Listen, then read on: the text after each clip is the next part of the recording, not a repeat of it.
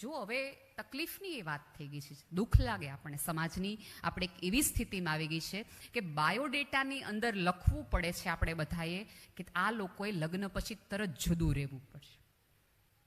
જે લોકોને ખબર હશે કે અત્યારે સૌથી વધુ પ્રોબ્લેમ છૂટાછેડાના એટલા માટે થાય છે કે બે વ્યક્તિઓ વચ્ચે બોન્ડિંગ બનાવી શકે ને એવું કોઈ વડીલ ઘરમાં નથી.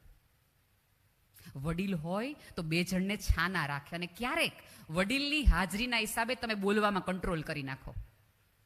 બે શબ્દો ઊંચા અવાજે બોલવા હોય તેમ થાય પપ્પાજી બેઠા, મમ્મીજી બેઠા, નથી બોલવું, અને તમે બહાર જતા રહ્યો કે રસોડામાં જતા રહ્યો, અને એટલી વારમાં તમારું મન શાંત થઈ જાય.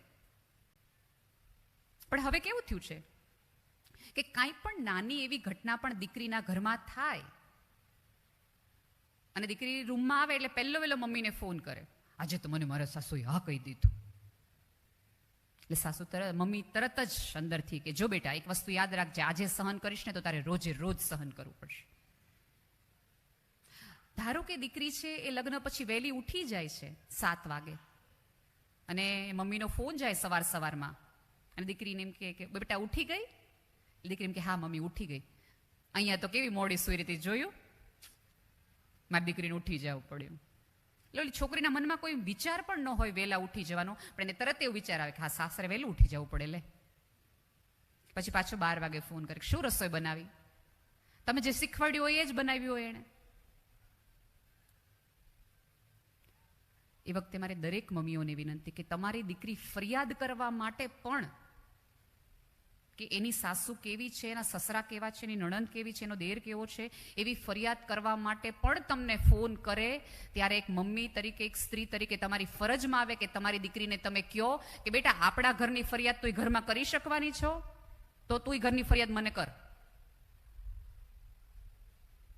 તમે ઈચ્છતા હો કે તમારી દીકરીનું ઘર એકચ્યુઅલી ચાલે ને સરસ રીતે ચાલે. આ તો કેવું છે ખબર છે, દીકરી છે એ રમતું ગમતું ફૂલ હોય તો દીકરાની વહુ પણ, જો મારી કોઈ દિવસ એવી દલીલ નથી રહી, એક બહુ ગેરસમજણ છે કે અમે તો અમારી દીકરી વહુને અમે દીકરીની જેમ રાખીએ. ના, એને પુત્ર વધુની જેમ જ રાખો, કારણ કે પુત્રથી વધુ છે. એને ઘર, સંસ્કાર અને સભ્યતાને આગળ લઈ જવાની છે. એને તમારા નિવેદે યાદ રાખવાની છે અને તમારી રીતો યાદ રાખવાની છે. પણ એનો અર્થ એ નથી કે તમે એને ફ્રીડમ ન આપો. તમે તમારી દીકરીને ફોન કરો અને 2 કલાક વાત કર્યા પછી તમારી દીકરી એમ કે મમ્મી હું ફોન મૂકું, એટલે ફોન મૂકતી વખતે મા તરીકે આપણે એમ કહીએ 2 મિનિટે વાત કરવાનો બિચારીને ટાઈમ નથી. હવે એની દીકરાની વહુ જો એની મમ્મી સાથે વાત કરતી હોય તો આપણે 3 જણને ફોન કરીને કહીએ ખબરની મમ્મી યાર મંડીશ વાત કરવા, બાયણું બંધ કરી દઈએ. તમે કરો તો કશું નથી, એ કરે તો આટલી બધી મોટી પ્રોબ્લેમ થઈ જાય એમ. અત્યારે તમને હંમેશા એવું લાગશે કે કન્યા કેળવણી ઉપર, સ્ત્રીઓના સંસ્કાર ઉપર આટલો બધો સભ્યતાએ ભાર શું કામ મૂક્યો છે? એ ભાર એટલા માટે મૂક્યો છે કારણ કે સ્ત્રી એક જ છે કે જે ઘર અને સભ્યતાને બનાવી શકે છે, જોડી શકે છે, એટલે એના ઉપર ભાર મૂક્યો છે. એટલે એને સમજાવવામાં આવે છે, એટલે એને કહેવામાં આવે છે કે તું નહીં કરને તો આ કોઈ નહીં કરી શકે, તું જતું નહીં કર તો આ કોઈ નહીં કરી શકે, તું માફ નહીં કરી શકે. અને માફી તો આમ દિલથી દેવાની રાખો.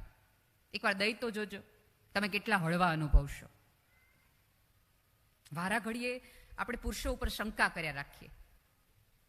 5:30 પછી દરેક સ્ત્રીની અંદર એક પોલીસવાળા ભાઈ જાગૃત થાય, ક્યાં ગયા હતા, કેમ મોડું થયું.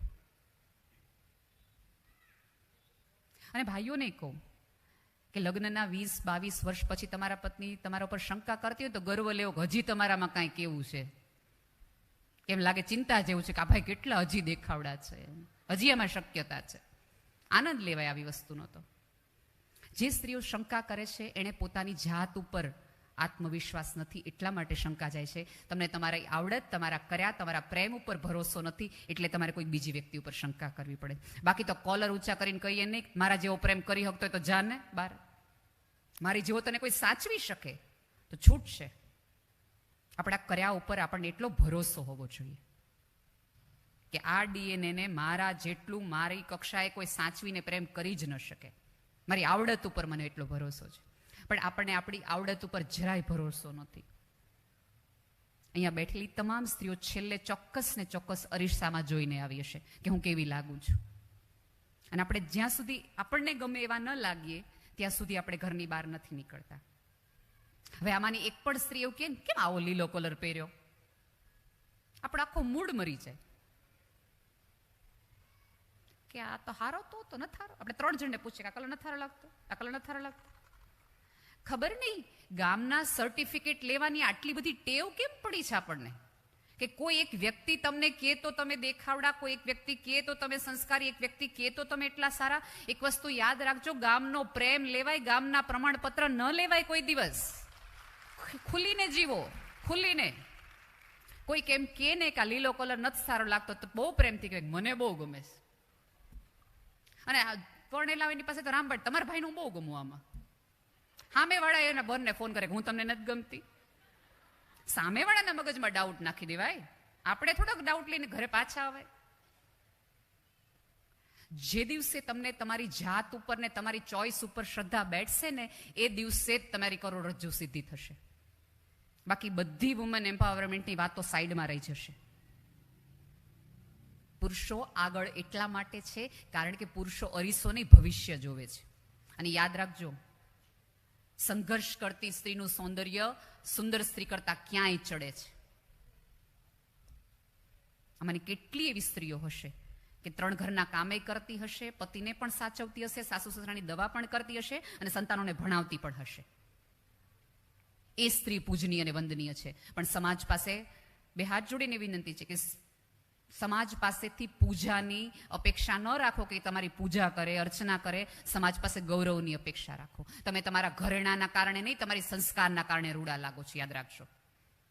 ઘરેણા તો આવજાવ કરશે, 10 ઘરેણા પછી તમારી સામે કોઈ નહીં જોગે અને સાવ લીરા જેવા વસ્ત્રોમાં 10 જણાવીને તમને પગે લાગી જશે. કારણ કે તમારું ઓઢણું તમારો સંસ્કાર છે, તમારી આવડત છે, તમારી વાચા છે, તમારી મીઠાશ છે, જેના કારણે 10 જણા તમારી પાસે આવે. તમારા અવાજમાં એવું મરમ હોવું જોઈએ કે કોઈકને એમ થઈ જાય કે અડધી રાત્રે રોવાનું મન થાય તો આ સ્ત્રીનો ખોળો મને જોઈ.